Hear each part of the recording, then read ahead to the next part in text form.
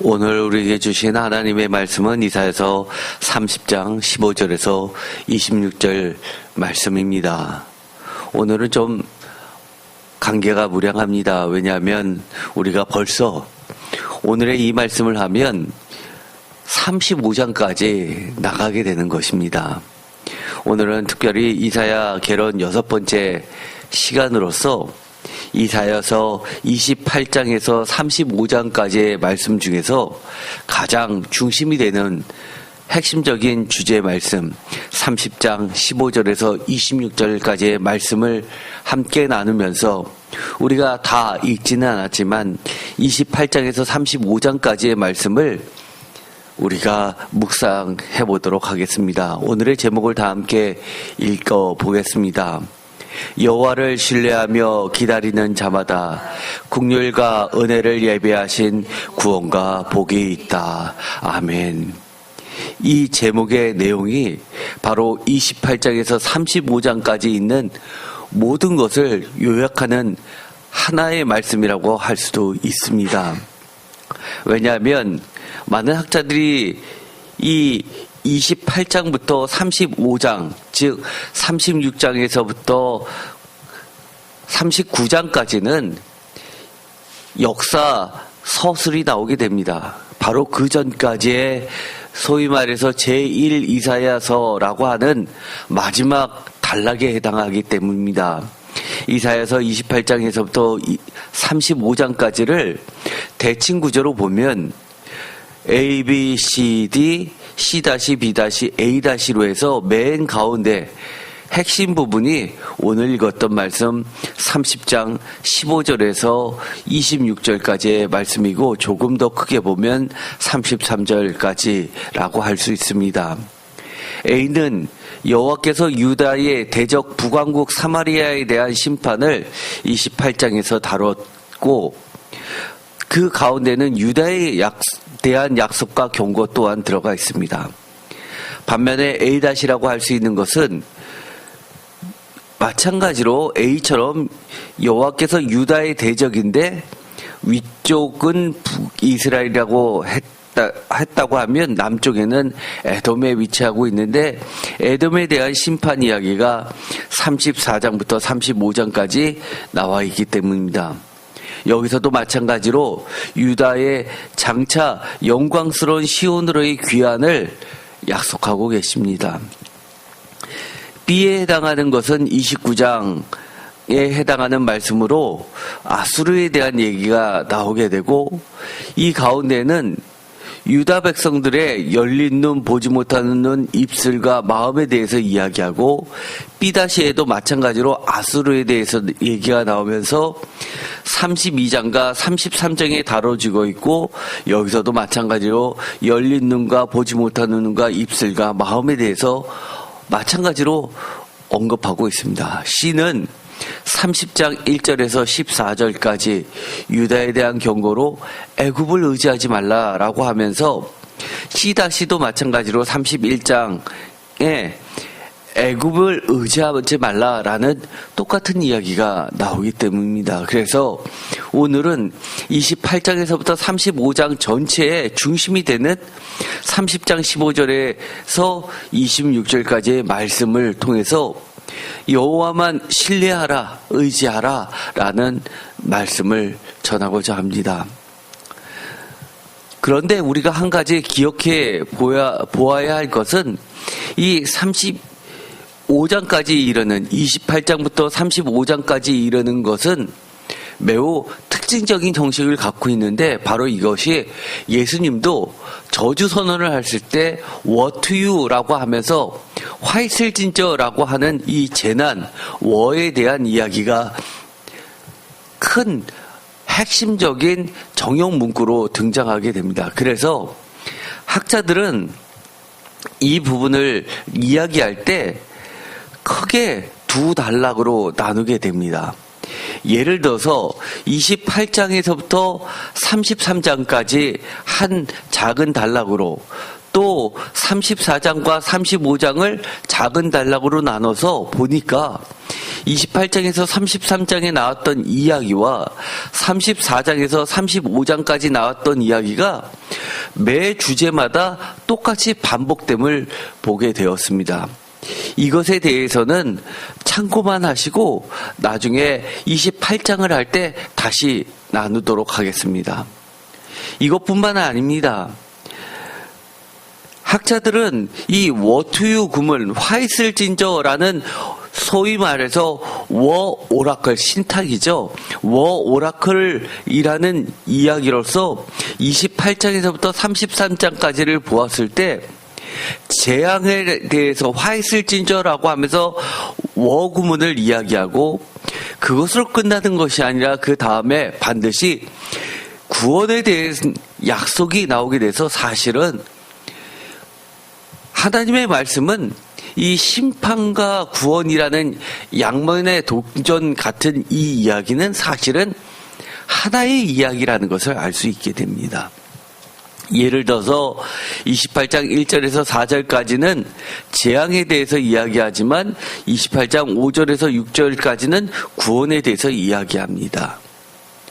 마찬가지로 이 28장에서부터 33장까지를 보면 이처럼 여러 가지 심판에 대한 이야기와 함께 하나님의 계획에 대해서 자세히 설명해 주고 있는데 이것은 28장을 다시 한번 들어갈 때 자세히 다루도록 하겠습니다. 오늘은 핵심 부분 이사야서 30장 15절에서부터 보도록 하겠습니다. 15절 주 여호와 이스라엘의 거룩하신 이가 이같이 말씀하시되 너희가 돌이켜 조용히 있어야 구원을 얻을 것이요 잠잠하고 신뢰하여야 힘을 얻을 것이거늘 너희가 원하지 아니하고 라고 말씀을 시작하고 계십니다. 여기서 보면 구원에 대해서 또 힘을 얻을 것에 대해서 사실은 이 힘은 대꾸로 보면 구원의 또 다른 표현입니다. 어쨌든 간에 이 구원이라고 보았을 때 구원은 이처럼 믿음을 전제로 하고 있습니다. 하나님에 대한 믿음이라고 우리가 단순하게 생각할지 모르겠지만 이것은 제가 언제든 항상 반복했던 것이지만 이 믿음은 사실 우리가 하나님에 대한 믿음이라기보다도 보다 정확하게 이야기하면 하나님의 신실하심을 기대는 그 하나님의 신실하심에 기초한 우리의 신뢰함입니다. 그래서 여기서 이 구원은 보다 근본적으로 이야기하면 하나님의 신실하심에 바탕을 두고 있습니다. 우리가 얼마나 우리의 믿음이 크냐라고 이야기하는 것은 어떻게 보면 매우 건방진 이야기입니다. 보다 우리의 믿음에 앞서 계신 하나님의 우리를 선택하시고 이끄시고 또 우리를 지키시는 하나님의 신실하심이 먼저입니다. 그런데 여기서 돌이켜 조용히 있어야 구원을 얻을 것이요 잠잠하고 신뢰하여야 힘을 얻을 것이거늘 이라고 이야기하는데 바로 여기서 돌이켜라는 말은 우리가 전에도 말씀을 드렸지만 돌이키다라는 말은 히브리어 중에 여러 가지가 있지만 가장 대표적인 것은 바로 오늘 나왔던 말씀 슈브라는 단어입니다.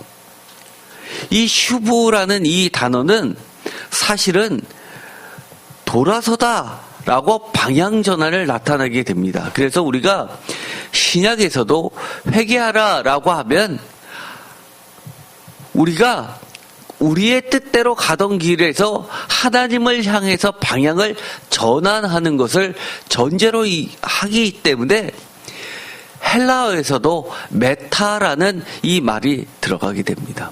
그래서 우리가 말로만 회개합니다, 잘못했습니다, 용서해 주세요라고 하는 것이 아니라 우리가 전심으로 하나님의 방향으로 방향 전환이 되지 않으면 사실은 그것은 회개가 아닙니다.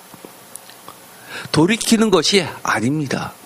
그래서 예를 들어서 우리가 벌을 받을 것을 두려워서 이 벌을 면하기 위해서 일단 잘못했어요라고 하면서 전혀 우리의 삶의 태도를 바꾸지 않으면서 계속해서 내 고집대로 내 욕심대로 그것을 해나가면 하나님은 전혀 그것을 회개라 보지 않는다는 사실을 반드시 명심하시기 바랍니다. 그래서 이 회개는 언제나 그 주체, 용서해 주시는 분의 기준에 부합되어야 합니다. 그런데 여기서 중요한 단어가 나오게 됩니다. 조용히 있어야 라는 이 말입니다. 또 잠잠해야 된다라는 말씀이 나오게 됩니다. 사실 이 말들은 매우 중요한 단어인데 우리가 생각하는 우리가 현재 사용하고는 있는 단어들과는 많은 차이점을 보이게 되는 히브리어가 갖고 있는 매우 독특한 특징들을 갖고 있습니다. 먼저 이 이사야서 30장 15절에 나와 있는 잠잠하다라는 이 말은 사실은 우리가 불평불만 할 말들이 속에서 들끓어 오르는데 하고 싶은데 입 닥쳐라고 하니까 말 못하고 입을 꾹 참고 그래서 조용한 것을 이야기하는 것이 아닙니다. 이 잠잠하라라는 이야기는 이 단어는 샤카크라는 단어인데 이 단어는 독특하게 이 요동치 않는 것을 전제로 하고 있는 조용한 것입니다. 물론 영어로 번역하면 quiet라는 단어를 가지고 있지만 또 다른 중요한 단어는 undisturbed입니다. 디스터브가 뭡니까? 방해하고 젓가락으로 물을 휘저으면 이 밑에 깔려 있었던 모든 지저분한 것이 부렇게 끓어오르는 그런 건데 부정어를 붙여서 undisturbed입니다. 즉 바깥에서 아무리 요동치고 난리를 쳐도 그래 니들이 암만 그래봐라 하나님께서는 나를 지키시기 때문에 내가 전혀 해됨도 없다. 나는 하나님만 바라봐야지 라고 하면서 조용하고 잠잠한 것을 이야기합니다. 전혀 방해받지 않는 그런 마음의 평안과 쉼과 안락까지도 나타내는 매우 독특한 단어입니다. 그래서 이 단어는 영어로 이 quiet에서 출발해서 rest, 쉼이라는 단어까지도 나가게 되는 단어입니다. 예레미야서 30장 10절에 보면 이런 말이 나오게 됩니다. 여호와의 말씀이니라. 그러므로 나의 종 야곱아 너는 두려워하지 말라.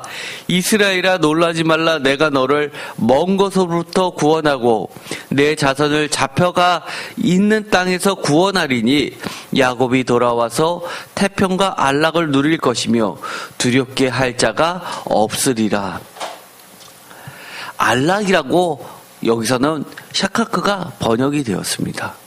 안정되게 살 것이며 라고 표준세 번역은 이야기합니다. 11절에도 이런 말이 나옵니다. 이는 여호와의 말씀이라. 내가 너와 함께 있어 너를 구원할 것이라. 너를 흩었던 그 모든 이방을 내가 멸망시키리라. 그럴지라도 너만은 멸망시키지 아니하리라. 그러나 내가 법에 따라 너를 징계할 것이요 결코 무죄한 자로만 여기지는 아니하리라.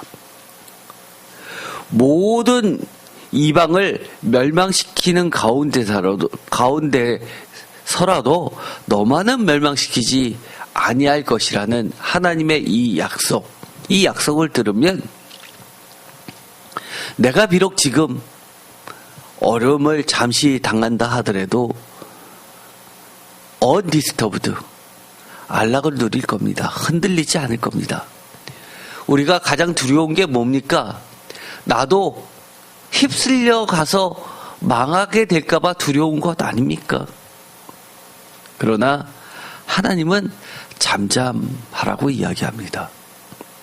게다가 이사야서 30장 15절에 보면 조용하다, 조용해라 라는 말씀이 나옵니다.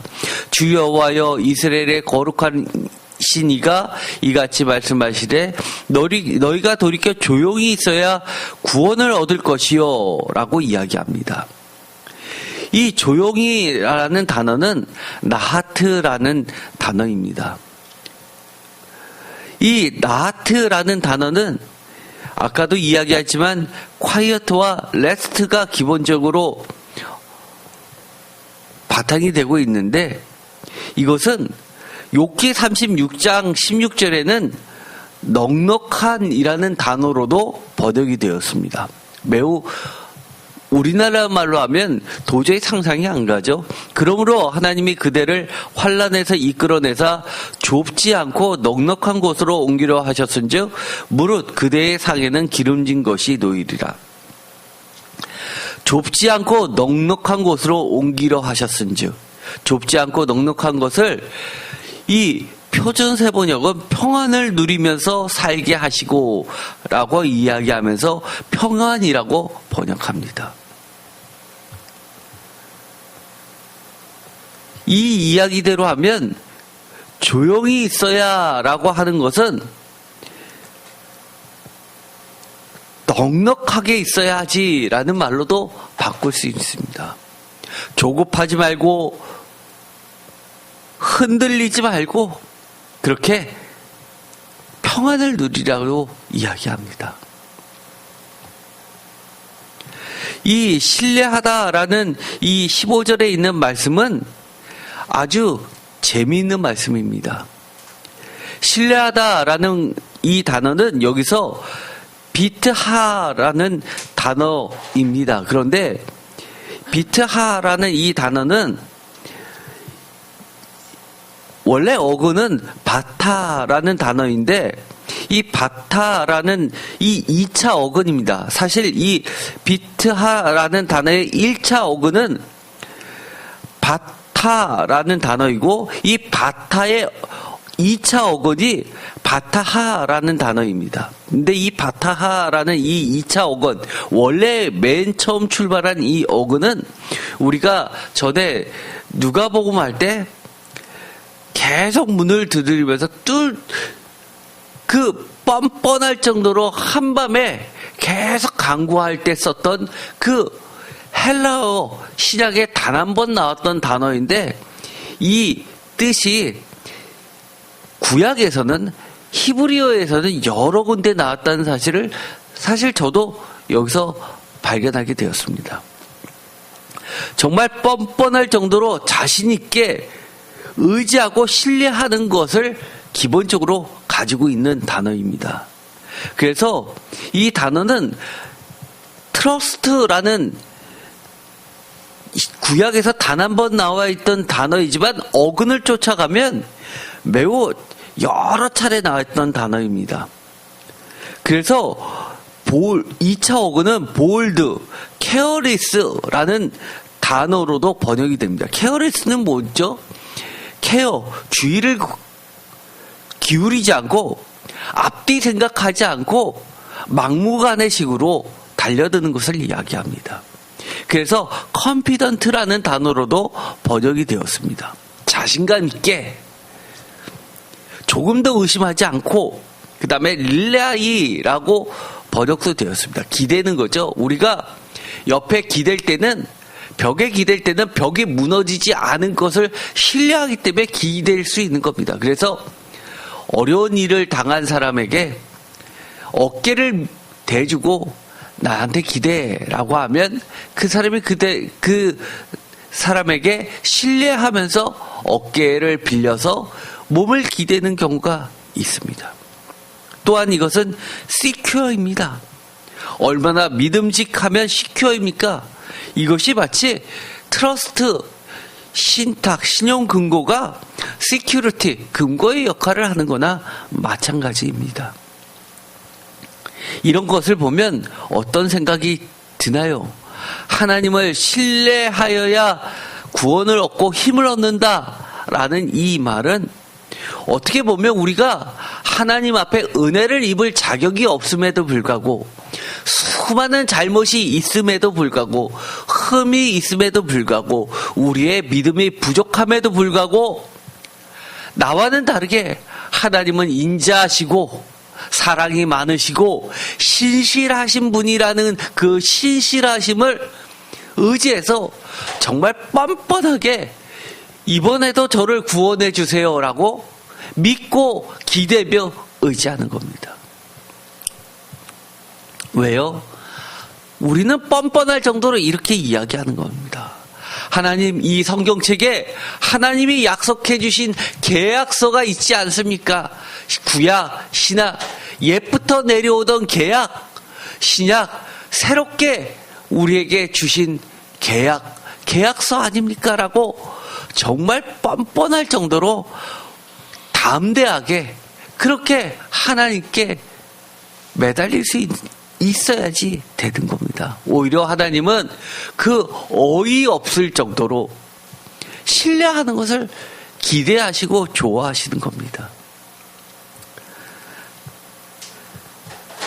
제가 이 성경에 있는 이 번역된 단어들에 대해서 찾아보면서 우리나라 말의 기본적인 뜻과 많이 차이 나는 것들을 몇 가지를 여러분에게 사실 매번 소개를 해드리는 것은 이처럼 이 여러분이 갖고 계신 이 핸드폰 앱에 나와 있는 이 사전을 통해 보면 이처럼 용례들이 많이 나오게 됩니다. 이 용례들을 통해서 일일이 찾아봐서 그 중에서 좀 기억했으면 좋겠다라는 그것을 여러분에게 소개시켜 드리는 겁니다. 혹시 시간이 되시면 그동안 많은 분들이 궁금해 하셨으니까 여기에 기록되어 있는 말씀들을 다 찾아가 보면 믿음이라는 게 이런 거구나, 이렇게도 쓰이는구나 라고 하면서 제가 말씀을 드리는 것보다 더 많은 것을 분명히 알게 될 것입니다. 참조하시기 바랍니다. 이사야서 30장 18절, 그러나 여호와께서 기다리시나니 이는 너희에게 은혜를 베풀려 하시며 일어나시리니 이는 너희를 국률이 여기려 하심이라. 대저 여호와는 정의의 하나님이시라. 그를 기다리는 자마다 복이 있도다. 여기서 중요한 이야기는 기다림이라는 뜻입니다.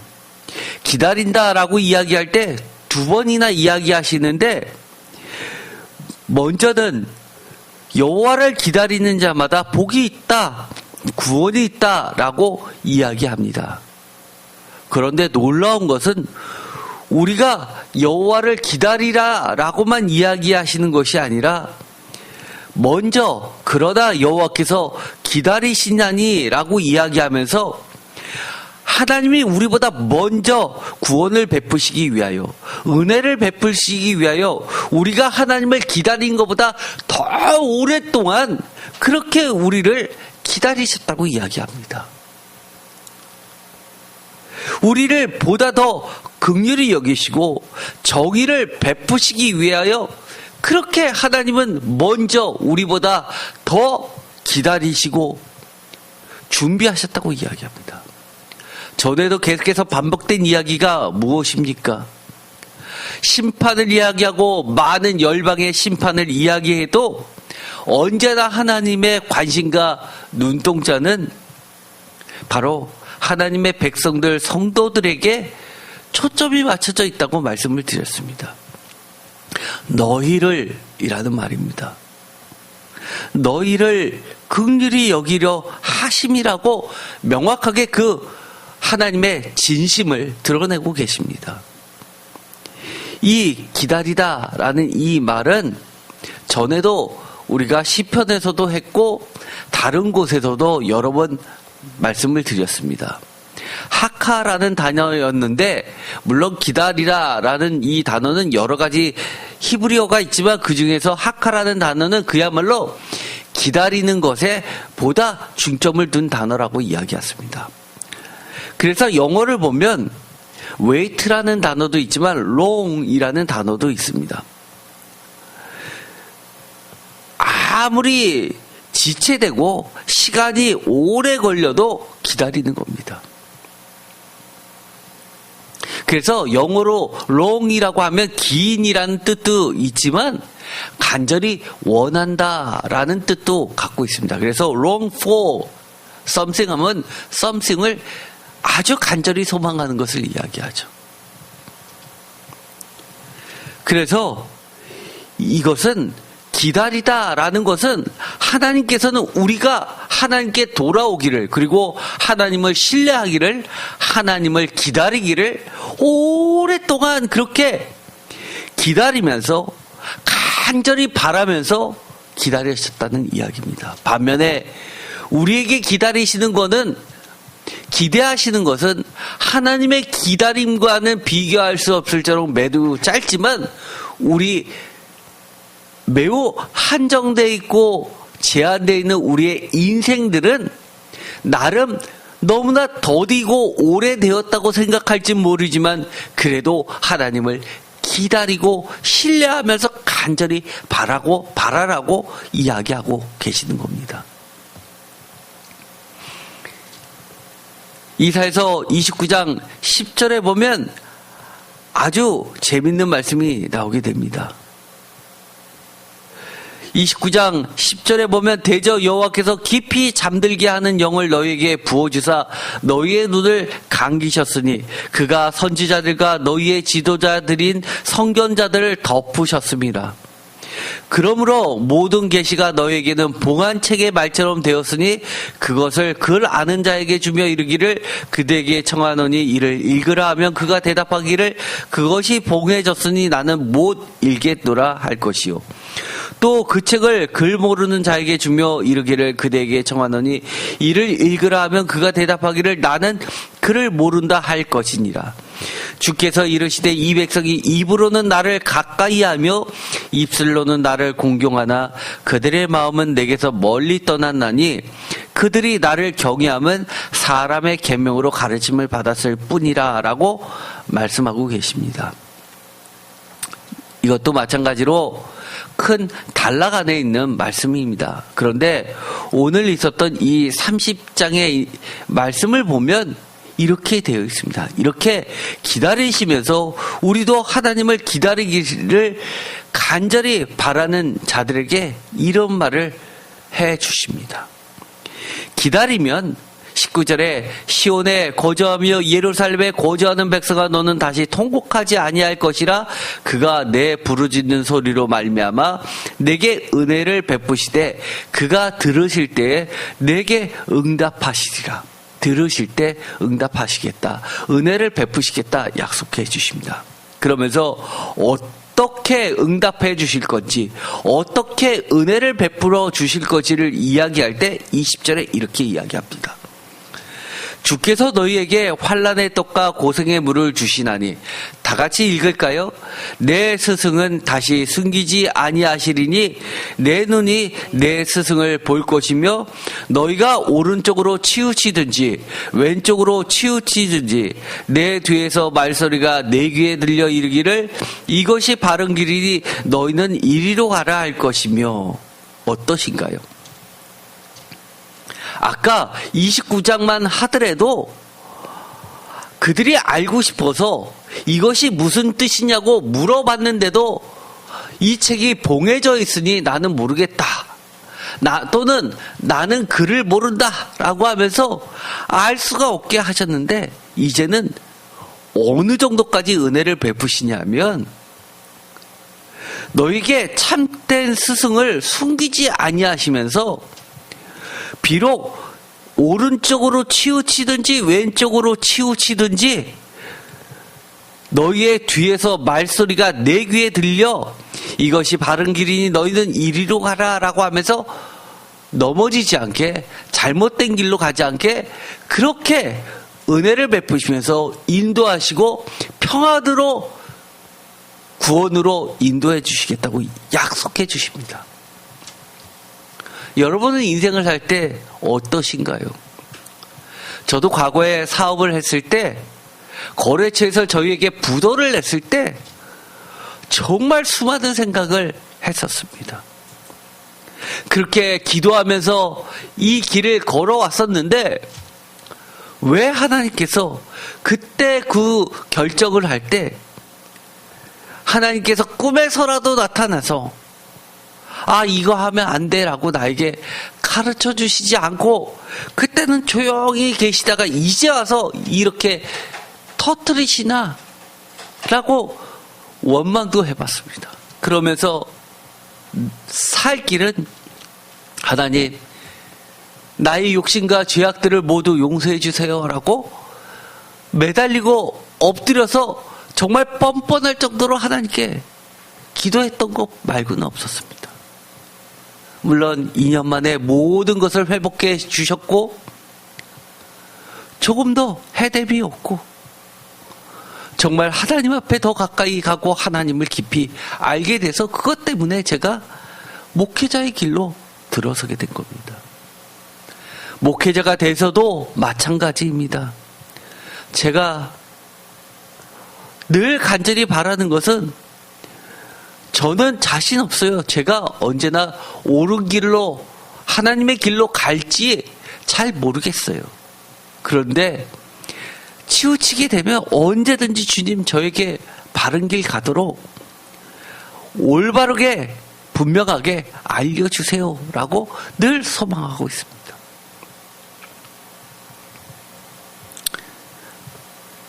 이 설교를 준비하면서도 또 오늘의 설교를 하기 위해서 어젯밤에도 다시 한번 묵상하면서 이 설교를 처음부터 끝까지 다시 한번 읽어보면서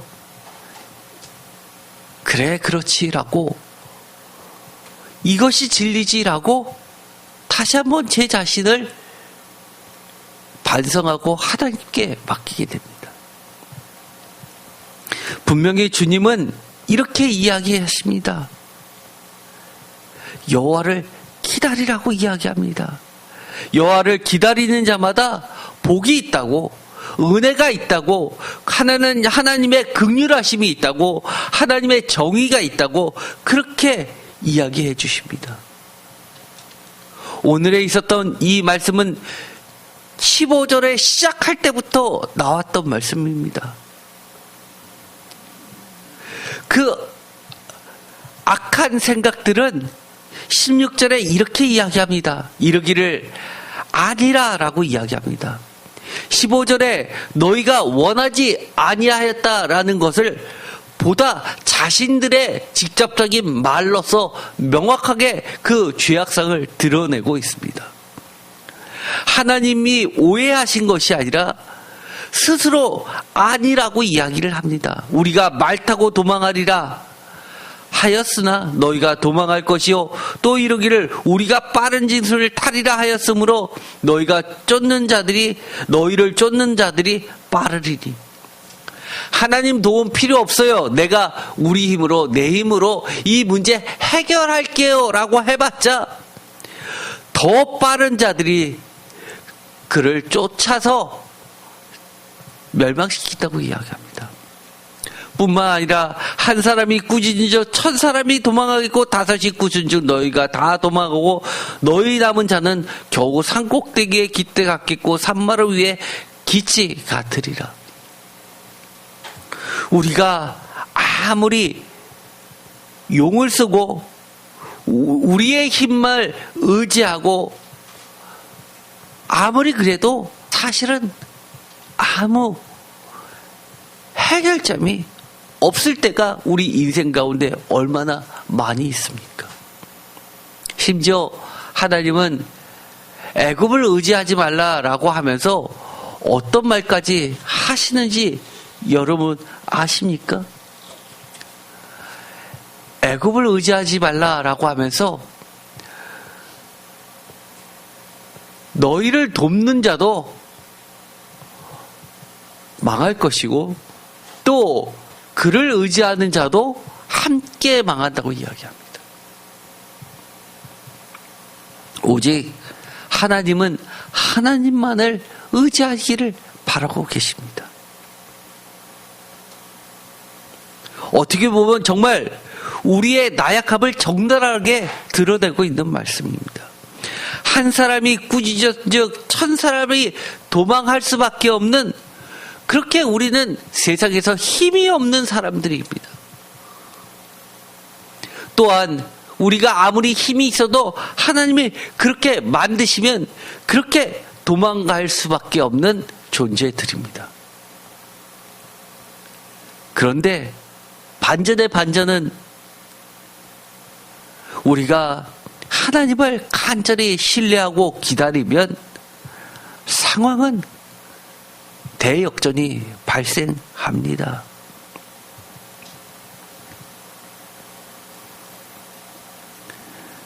우리에게는 언제나 바른 선생이 계시고 올바른 길로 인도하는 참된 스승이 있기 때문입니다. 결론부터 이야기하면 우리에게 바른 길로 안내하는 참된 스승은 무엇입니까? 하나님의 영, 하나님의 말씀이 바로 하나님의라면 구약에서 말하고 있는 참된 영은 하나님 말씀, 하나님의 영, 하나님의 영을 받은 참된 선지자들이라고 한다면 신약에 와서는 그 모든 것이 바로 예수 그리스도와 성령님으로 귀결됩니다. 예수님의 말씀, 기록된 하나님의 성경책, 예수님의 말씀이 기록된 예수님의 말씀입니다. 그런데 이사야서 29장 10절에 보면 이런 말씀이 나오게 됐죠. 여호와께서 깊이 잠들게 하는 영을 너희에게 부어주사 너희의 눈을 감기셨으므로 라고 말씀이 나오십니다. 그런데 예수님은 어떻게 하셨습니까? 성령을 약속해 주시면서 성령을 너에게 부어주시겠다고 약속해 주시지 않으셨습니까?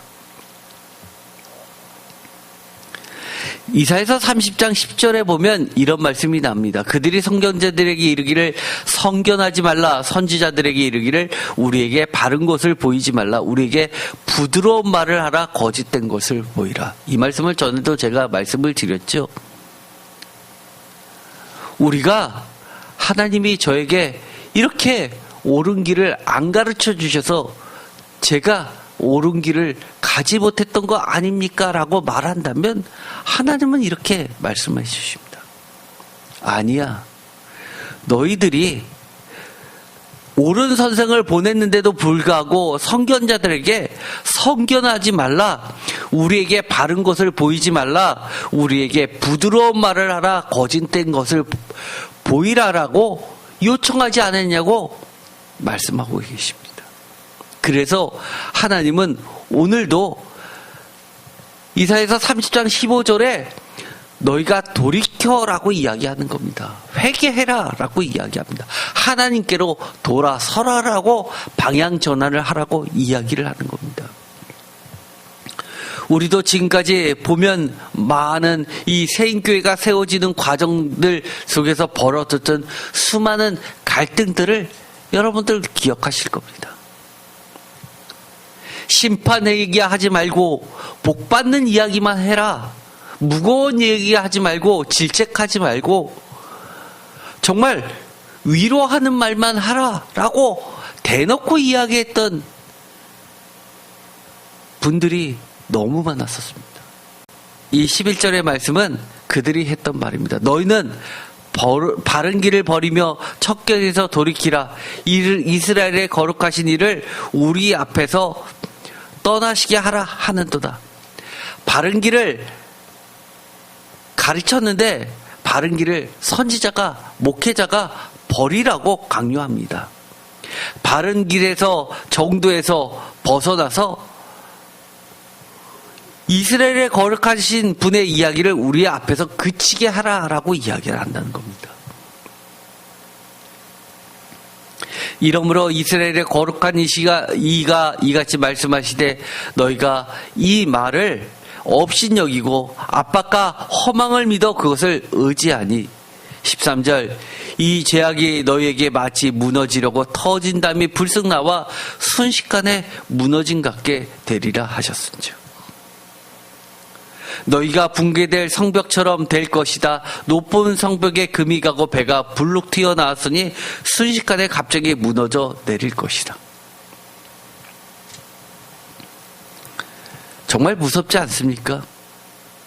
우리가 이 단만큼은, 이 성벽만큼은 결코 무너질 것 같아 보이지 않았는데 금이 가고 순식간에 터져버린다고 이야기합니다. 뭐가요? 하나님이요? 여기서 이 죄악이라고 이야기합니다.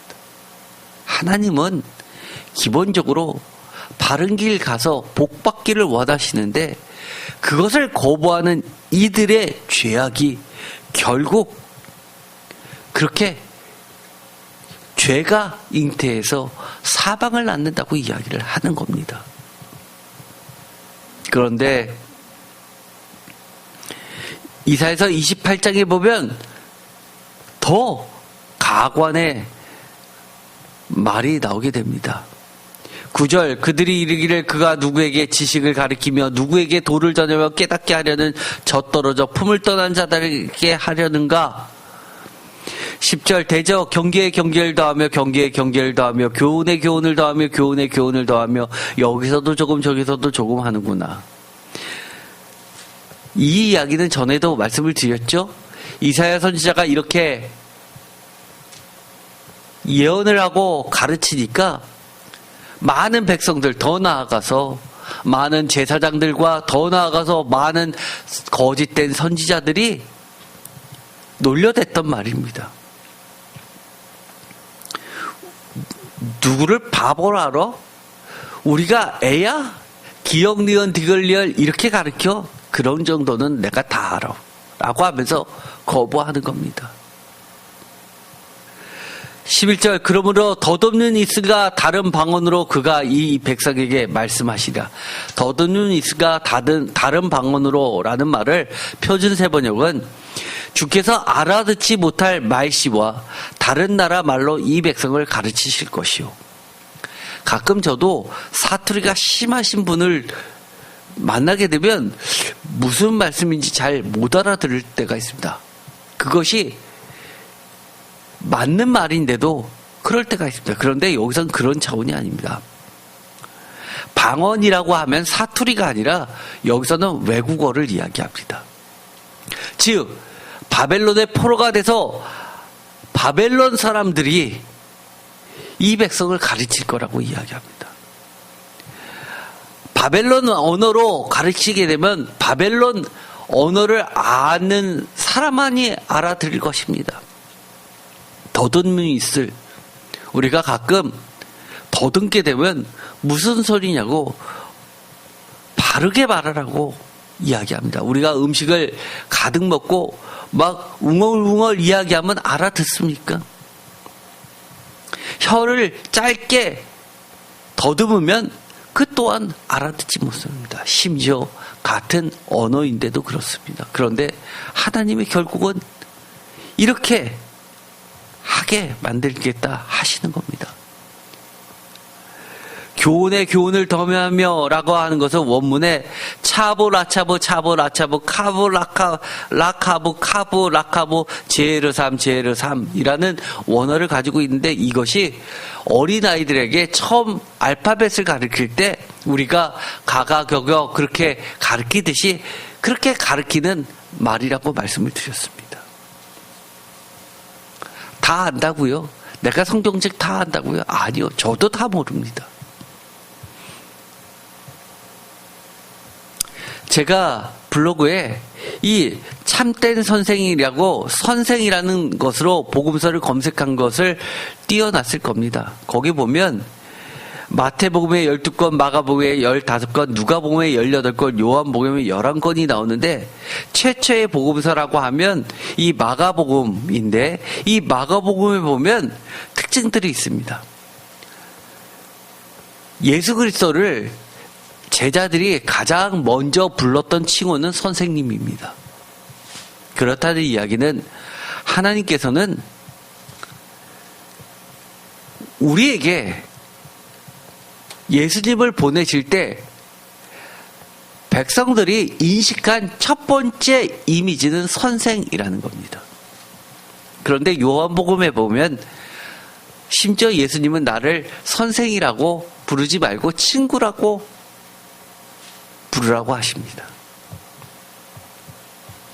또 요한복음에 보면 예수님께서 후에 성령님, 보혜사 성령님을 보내주시는데 이 보혜사 성령님은 특징이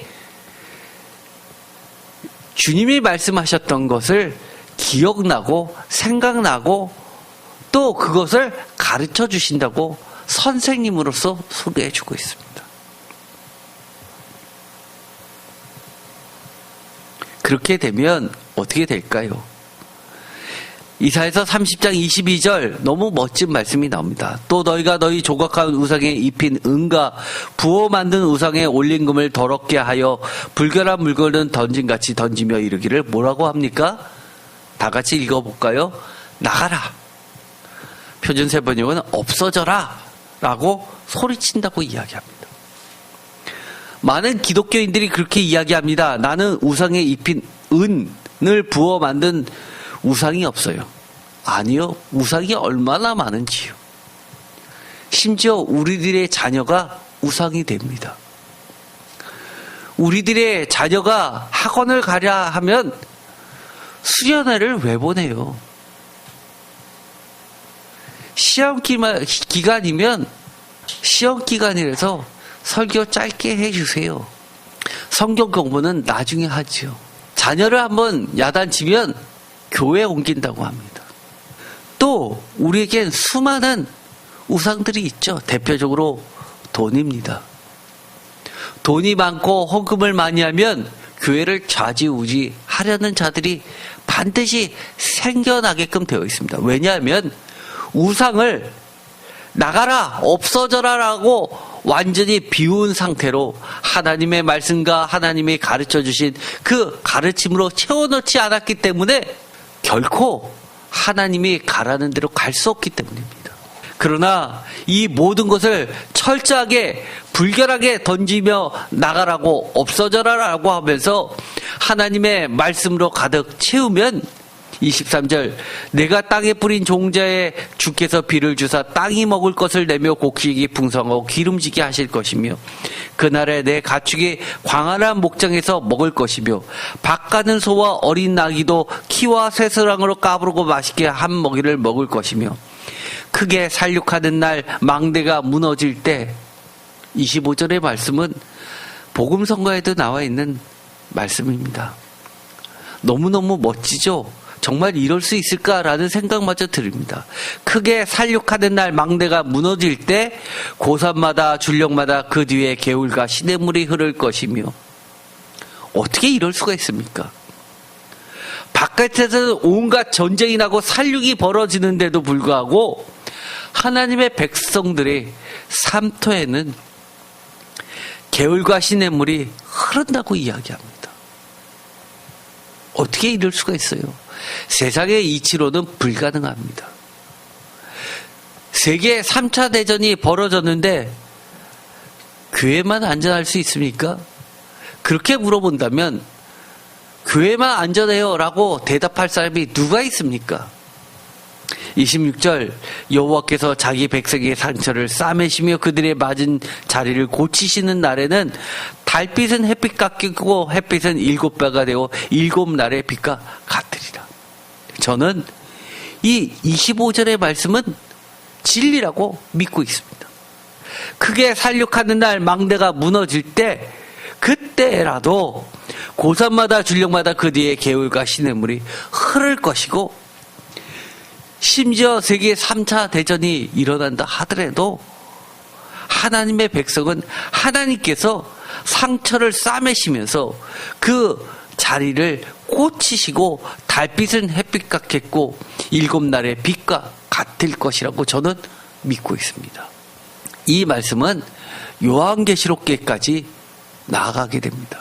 요한계시록 1장 13절에 촛대 사이에 인자 같은 이가 라고 하면서 이 인자 예수 그리스도를 묘사할 때 16절에 그의 오른손엔 7별이 있고 그의 입에서 좌우에 날성검이 나오고 그 얼굴은 해가 힘있게 비치는 것 같더라 라고 이야기합니다. 그런데 더 나아가서 마지막 장에 가면 21장 23절에 그 성은 해와 달의 비침이 쓸데없으니 이는 하나님의 영광이 비치고 어린 양이 그 등불이 되십니다.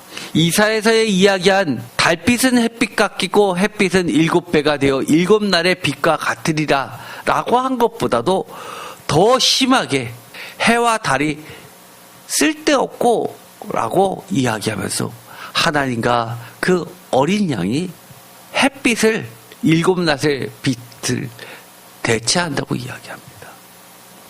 하나님의 어린 양의 빛 앞에서는 햇빛도 7날의 빛도 그 빛을 상실하고 만다고 이야기를 하는 겁니다. 오늘 우리에게 주신 말씀 바로 28장에서부터 35장 전체에 주신 말씀, 그것은 오늘 15절에서 26절까지에 있었던 말씀과 사실은 같은 말씀입니다. 오늘의 제목을 다 함께 읽어보겠습니다. 여호와를 신뢰하며 기다리는 자마다 긍휼과 은혜를 예비하신 구원과 복이 있다. 어떠신가요? 여호와를 신뢰하면서 기다리실 수 있으십니까? 정말 기다릴 수가 없음에도 불구하고 우리의 기다림보다 더 많이 우리를 기다리셨던 그 하나님의 기다림과 하나님의 신실하심을 다시 한번 믿고 더 기다리십시오. 그러면 반드시 하나님의 긍휼과 은혜와 구원과 복이 약속되어 있습니다. 기도하고 마치겠습니다. 하나님 감사합니다. 우리에게 정말 또다시 하나님의 신실하신 위로하심을 주십니다. 심지어 우리가 잘못 갈 때도 뒤에서 참된 말씀으로, 스승의 말씀으로 이쪽으로 가라, 저쪽으로 가라, 구원이 여기 있다, 은총이 여기 있다, 은혜가 여기 있다, 복이 여기 있다 라고 말씀해 주신다고 약속하셨습니다. 그런 신실하신 하나님을 기다리게 하여 주옵소서.